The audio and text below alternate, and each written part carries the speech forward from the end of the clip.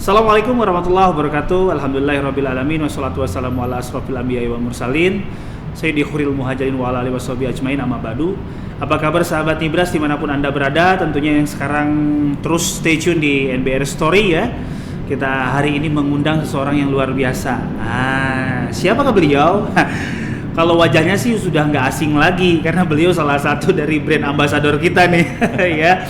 Tapi kali ini beliau dihadirkan bukan sebagai brand ambassador melainkan sebagai sosok yang menjadi pemimpin ya, leaders di GoFit ID. Nanti kita akan bahas sudah berapa lama, bagaimana beliau sehingga memilih ya dari dunia starnya di pembaca berita yang sudah menjadi idola ibu-ibu tentunya ya, dan idola masyarakat Indonesia, tapi memilih menjadi masuk ke kuadran bisnis di sini dan menjadi leaders juga di perusahaan GoFit.id ya Kang ya, betul. Baik, kita sapa saja nih. Saya jadi gugup begini ya. Balik nih yang grogi di sini nih. Biasa wawancara, tiba-tiba diwawancara jadi beda. Masya Allah. Assalamualaikum Kang. Waalaikumsalam. Alhamdulillah, makasih banyak waktunya untuk teman-teman sahabat Nibras ya. Hari ini bisa kita bersilaturahmi. Ini langsung saja Kang.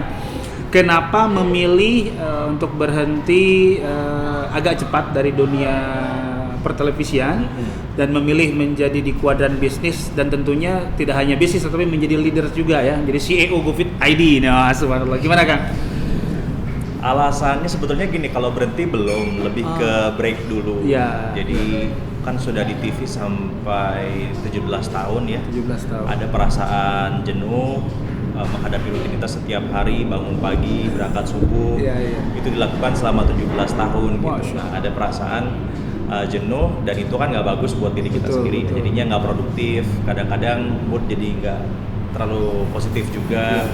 Nah, kemarin kebetulan juga banyak kegiatan, banyak aktivitas. Bicara sama istri, sama Zizi, BA-nya Nibras. Dari istri mendukung gitu. Jadi Zizi bilang, oh ya nggak apa-apa, lebih baik dilakukan lebih awal, karena kalau sudah terlambat malahan kita nggak bisa ngapa-ngapain. Akhirnya dengan dukungan dari istri memutuskan untuk ya udah break dulu dari pertelevisian dan masuk ke aktivitas-aktivitas yang sebelumnya nggak bisa dilakukan saat saya masih jadi penyiar. Karena kan menjadi penyiar berita itu banyak kode etiknya. Betul. Ada beberapa hal yang nggak bisa dilakukan. Sebagai contoh misalnya main film itu nggak bisa. Sebagai penyiar berita tuh nggak bisa main film, makanya nggak pernah melihat kan penyiar berita main film gitu. Karena memang ada kode etiknya nggak boleh dilakukan. Terus juga nggak bisa beriklan gitu. Lalu juga sekarang lagi hype sosial media digital, kita nggak bisa juga untuk tampil merepresentasikan brand lain, endorse lah ya, endorse gitu, atau jadi influencer itu masih belum bisa juga. Akhirnya berbekal dengan aktivitas yang memang sudah di depan mata, ya udah percaya diri untuk break dulu.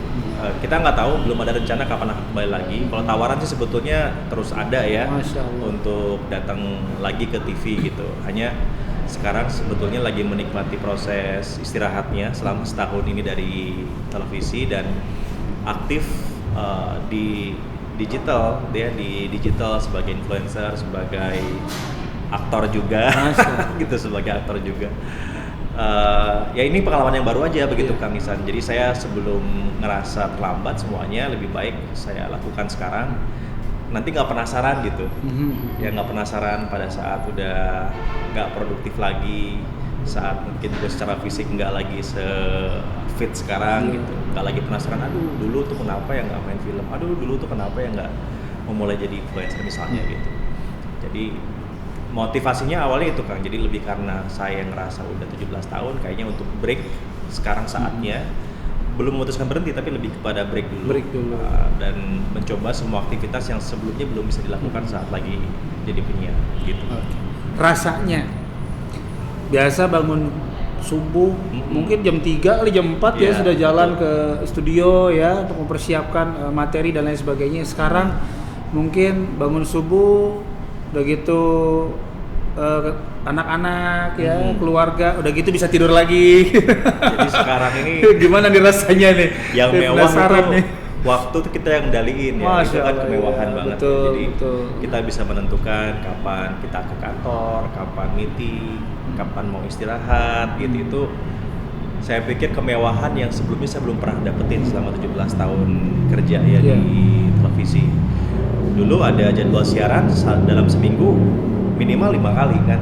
Minimal 5 kali, maksimalnya banyak tuh, limited. Apalagi kalau misalnya lagi ada breaking news Yes, ya, ada yes, peristiwa besar terjadi. Itu sih kita udah mungkin 3-4 hari di kantor gitu. Terus-terusan ya. Iya, kadang-kadang nginep di kantor. Bisa jam 1 malam mendadak ditelepon kantor ada kejadian, ada peristiwa gitu. Ya udah datang ke kantor langsung gitu. Karena itu sudah komitmen ya dari profesi sebagai penyiar berita. Nah, jadi sekarang yang paling mewah dan paling saya syukurin itu adalah waktu. Ya, waktu yang sebelumnya nggak pernah bisa seperti ini. Dan mungkin karena menikmati waktu, karena menikmati setiap saat ya, jam demi jam, hari demi hari gitu, sama anak tadi kan. Sama anak sekarang pagi-pagi bisa main, dulu nggak bisa. Sama istri bisa ngeteh dulu, bisa ngopi dulu pagi-pagi sebelum beraktivitas. Dulu nggak bisa. Makanya jadi orang bilang kok jadi malah lebih muda dibanding waktu lagi masih siaran, berubah gitu. Kok jadi lebih muda, kenapa ya resepnya? Ada resepnya sebetulnya lebih pada menikmati hidup aja gitu. Nikmatin hidup sekarang secara signifikan, bisa mensyukuri setiap waktu yang saya punya gitu. Itu aja sih sebetulnya. Jadi rasanya berbeda dan ada satu rasa kebanggaan tersendiri bisa mengendalikan waktu, memanage waktu. Oke Kang, setelah lepas dari break ya, dari tadi bahasa dari Akang adalah break dari dunia pertelevisian, saya lihat Akang sedang melanjutkan proses pendidikan ya untuk jadi doktoral ya. Terus yang dibidik adalah dunia digital dan sekarang Akang sekaligus merangkap sebagai seorang CEO. Masya Allah. Ini kita tanya nih, kira-kira apa sih yang dirasakan Akang dulu mungkin sebagai seorang employee ya, bukan sebagai seorang leader gitu, leader tertinggi. Sekarang Akang sudah menjadi leader tertinggi sebagai seorang CEO dan membagi waktu dengan untuk melanjutkan pendidikan, apalagi di dunia digital kalau saya dengar-dengar nih gitu ya. Nah, kira-kira menurut Akang sulit nggak sih ngebagi waktunya? Terus yang kedua, bagaimana Akang akhirnya berpikir untuk gua harus lanjut kuliah? Nih, apalagi ini dunia yang saya dengar digital nih yang sedang ditekuni gitu ya. Gimana Kang? Sebetulnya kan kalau bagi waktu itu saya nggak pernah kesulitan dari dulu. Jadi salah satu kelebihan yang saya punya itu saya tuh terorganize orangnya. Biasanya dalam setahun itu di tahun awal suka punya target gitu. Tahun ini harus ngapain aja. Setiap bulannya dibagi target-targetnya, dan setiap minggu itu selalu bikin target mingguan. Jadi dalam seminggu ke depan itu jadwal tuh udah tersusun rapi gitu. Makanya kalau membagi jadwal untuk aktivitas, saya tuh nggak pernah kerasa sulit karena betul-betul bisa mengorganize semua kegiatan supaya bisa dikerjakan sama-sama gitu. Lebih kepada sekarang ini itu tadi ya, banyak aktivitasnya gitu. Kalau dulu itu kan satu aktivitas, yang lain itu kan lebih ke sampingan ya, ada restoran dan macam-macam. Sekarang ini semuanya jadi aktivitas utama nih. Ya di GoFit ID ini juga sedang membangun platform digital untuk hidup sehat. Terus juga ada restoran juga. Masya Allah. Ya kan, ada banyak loh usahanya.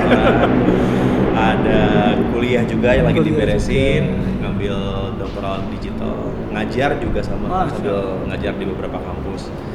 Jadi sekarang habis resign sebetulnya tidak lebih santai, lebih sibuk. Hanya bedanya waktunya bisa kita atur, gitu aja sih. Nah terus kenapa memutuskan ngambil S3? Jadi dari dulu itu saya sama baca buku suka. Jadi baca buku itu suka. Itu salah satu hobi lah gitu ya.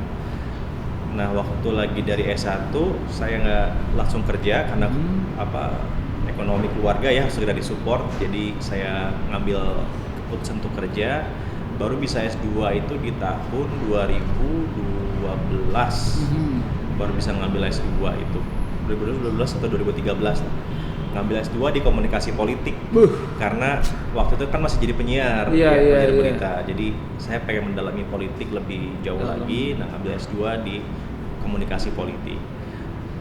kuliah S2 ternyata lancar tah. Iya. Apa lebih cepat daripada bayangan Iya. gitu. Awalnya itu kita punya target 2,5 tahun.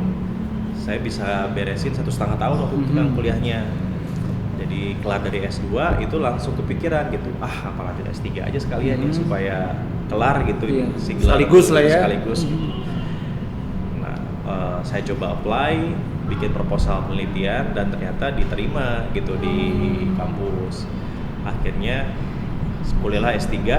Awalnya itu agak kesulitan tuh karena kuliah S3 ternyata sangat susah ya. Susah sekali, tekanannya juga luar biasa, bukan hanya waktu tapi juga pikiran. Karena kan ketika di S3 tuh kita belajarnya sampai kejeroannya ilmu ya. Masya Allah. Jadi sains itu di Dalamin lagi lagi gitu sampai ke bisa menjawab kenapa. Iya. Jadi sampai habis kita menjawab pertanyaan kenapa itu sampai selesai. Jadi kita betul-betul eksplorasi otak ya, logis itu sampai ke dasar banget dan itu lumayan stressful gitu ya. Jadi setahun pertama itu dari waktu ngambil kuliah S3 itu lumayan tuh agak sedikit capek. Jadi kuliah, kerja, kemudian juga ngurusin usaha. Nah, kemudian sekarang saya mau masuk ke penelitian kan. Di penelitian kan lebih apa ya, lebih parah lagi lah ininya apa. Lebih dalam lagi ya. Dalam lagi gitu. Karena itu udah teori kita sendiri. Betul. Kan kita bikin teorinya bisa dipertanggungjawabkan ke dewan profesor gitu ya, dewan promotor. Ya kita betul-betul harus sampai cari argumentasi sampai ke dasar gitu ya, sampai ke filosofisnya. Nah, itu juga jadi alasan kenapa akhirnya untuk resign dulu dari pekerjaan di kantoran, biar fokus. Gitu.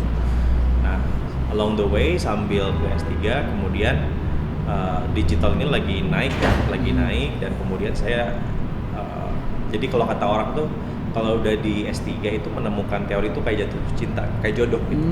Jadi orang tuh nggak tahu sebenarnya nanti akan ke teori mana nih yang akan digelutin gitu. Tapi tiba-tiba nyantol ke situ aja.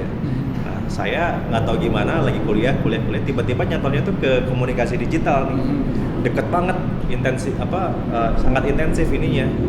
Hubungan saya dengan teori-teori digital ini gitu. Karena teori digital itu di komunikasi belum dieksplor terlalu jauh. Jadi di teori komunikasi sendiri kebanyakan teorinya masih cover media-media tradisional, televisi, koran, majalah, radio dan macam-macam. Tapi digital ini masih baru ya. Blue ocean lah ya, kalau ngomongin blue ocean itu masih blue ocean, ini masih belum banyak yang garap dan orang juga masih bingung digital tuh ini makhluk apa sih sebetulnya gitu. Nah, saya nyemplung ke situ ternyata connect tuh gitu. Apa yang saya ketahui, apa yang saya pikirin itu connect ke teori-teori digital. Siap. Jadi masuk ke sana nyemplung, ya udah diterusin sampai akhirnya ketagihan sampai sekarang. Ternyata digital tuh kayak begini. Banyak orang-orang yang salah kaprah sama digital. Kayak gitulah kurang lebih. Siap. Luar biasa ya. Aktivitasnya jadi lebih banyak, terus juga ilmu jadi lebih banyak, silaturahmi jadi lebih banyak, Kang. Akang jadi CEO, jadi leader di GoFit ID. Bisa diceritakan nggak ke sahabat Nibras apa sih GoFit ID? Mungkin beberapa ada yang belum tahu namanya, tapi GoFit ID itu apa sih gitu? Itu mungkin bisa diceritakan. Plus nanti saya ingin menanyakan bahwa visi Akang sebagai seorang personal dan visi Akang sebagai seorang CEO di GoFit ID seperti apa ke depannya? 1, 2, 3 tahun ke depan. Mangga. Ya, jadi GoFit ID ini kita mengawalinya sebagai platform digital untuk referensi informasi dan juga entertainment di bidang gaya hidup sehat. Saya memang punya concern sama gaya hidup sehat sudah cukup lama. Nah, kebetulan setelah break dari TV saya punya banyak waktu nih untuk banyak mendalami tentang gaya hidup sehat. Nah, kemudian saya pikir kayaknya masyarakat Indonesia ini perlu referensi yang tepat untuk bisa hidup sehat. Jadi hidup sehat itu orang tahu olahraga, orang tahu harus makan benar, tapi olahraga yang kayak gimana, makan benar yang kayak gimana, ini kan turunannya banyak banget ya. Olahraga seperti apa yang cocok buat si A sama si B kan berbeda. Ketika mendalami olahraga lari misalnya, ternyata lari itu ada tekniknya, ada caranya dan macam-macam.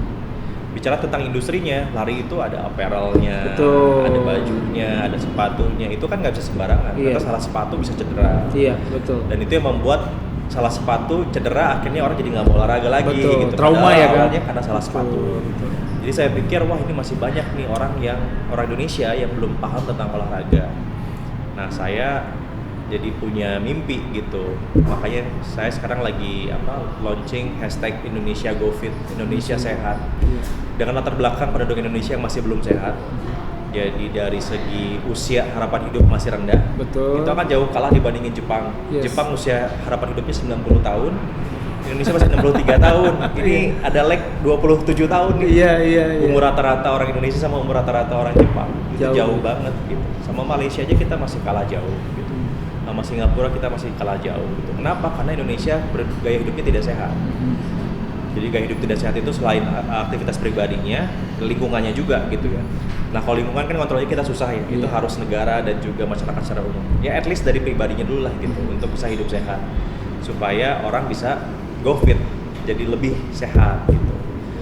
Nah dengan latar belakang itulah kemudian saya pengen jadi bagian dari sejarah Indonesia nanti untuk membuat Indonesia jadi jauh lebih sehat. Ya. Mimpinya simpel aja, semakin lama semakin banyak orang olahraga, semakin lama semakin ramai namanya Car Free Day. Ya. Semakin lama orang semakin banyak yang lari, yang yoga, yang sepedaan, yang nge-gym dan macam-macam. Semakin lama semakin banyak tumbuh warung-warung atau restoran-restoran atau minuman-minuman sehat ya, sehingga orang-orang tuh untuk hidup sehat tuh gampang gitu. Jadi kalau bicara visinya GoFit visinya kita adalah membuat Indonesia lebih sehat. Indonesia GoFit itu tujuan kita gitu. Dan itu juga inline sama tujuan pribadi saya sekarang gitu. Karena saya nggak muda lagi. Oh tapi terlihat muda. Nggak muda lagi. Sosoknya luar biasa ini. Jadi ya udah saya juga harus hidup sehat. Nah sekalian juga dengan membangun medianya sehingga insight-insight yang saya punya dan juga teman-teman lain punya itu bisa disebarkan ke banyak orang. Yes. Oke Kang. Jadi visinya luar biasa. Kalau bahasa saya dulu ingat itu ya, mengolahragakan masyarakat dan memasyarakatkan olahraga. Itu sudah hilang, sekarang dibangkitkan lagi. Dan satu kalimat yang unik ya menurut saya. Kang Prabu ingin menjadi bagian dari sejarah ya Indonesia sehat gitu ya, Indonesia bangkit dari terus juga tadi ada perbandingan dengan negara Jepang dan lain sebagainya ya, dan indahnya menjadi bagian sejarah itu dicatatnya oleh tinta emas. Kang, pertanyaan nih ya, sambil nanti saya minta closing statement. Menurut Akang sebagai seorang pemimpin sekarang, pemimpin seperti apakah yang dibutuhkan, baik itu di korporat ya, apalagi saya agak sedikit nanya politik nih.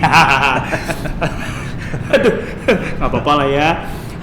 Di korporat ataupun di dunia politik, di dunia manapun, pemimpin seperti apa sih yang harus aware dengan kondisi new normal ini? Karena saya melihat gaya-gaya pemimpin yang lama tidak bisa dipakai sekarang di new normal, bahkan mungkin cenderung akan ditinggalkan gitu oleh para followersnya ya. Dan mudah-mudahan ini ada sedikit masukan dari Kang Prabu untuk seluruh sahabat Nibras yang sekarang menjadi pemimpin dimanapun lah, pemimpin di keluarga, pemimpin di bisnisnya, atau mungkin juga jadi pemimpin di dewan legislatif atau mungkin juga di partai politik. Nah ini bisa dijadikan insight gitu apa yang disampaikan oleh Kang Prabu. Mangga Kang.